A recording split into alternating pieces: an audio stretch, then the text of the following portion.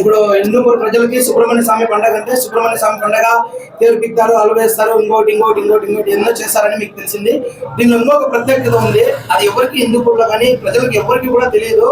అది వచ్చేసి అది మా దేవునికి మాత్రమే సంబంధించింది. అది ఎవరికి తెలియదు. రాత్రి 1 గంటలకు అయితే మేము మాలేసిన స్వాములంతా కలిసి ఆ దేవునికి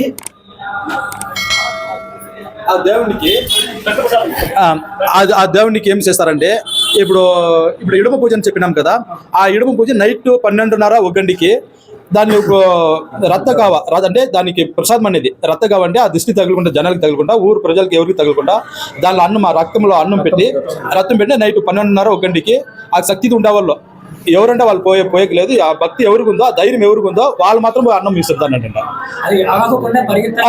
పరిగెత్తుకుని పోయేయాల. అది పోయేదోడు ముందు జనం వచ్చేదో పోయేదో ఎవరు ఉండకూడదు.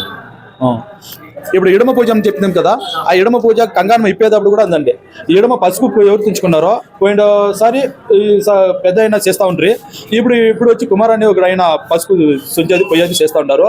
ఇడమ పూజ కంగారం కట్టేదో ఆ పొద్దు రాత్రి మాలేసిన వాళ్ళంతా అందరూ కలుసుకొని మనము స్టార్టింగ్ ఎట్లా ఒప్పుకుంటామో అట్లా కంగారం ఇప్పేటప్పుడు కూడా అట్లా నిష్టంగా చేసుకొని పసుపు నీళ్ళు కలుపుకొని వాళ్ళ తలపైన చెల్లేదో పోయేదో అంతా చేసుకున్న తర్వాత కాపు కంగం ఇప్పిన తర్వాత మనం ఇంట్లో ఎట్లా నార్మల్గా ఉంటామో అట్లా అయిపోతారు. కోఆపరేట్ చేసినందుకు చాలా ధన్యవాదాలు. మనకైతే ఇప్పుడు డీటెయిల్స్ అయితే తెలిసినాయి కదా. ఏప్రిల్ 11వ తారీఖు అయితే మనకి అరోహర ఫెస్టివల్ అయితే జరుగుతుందంట.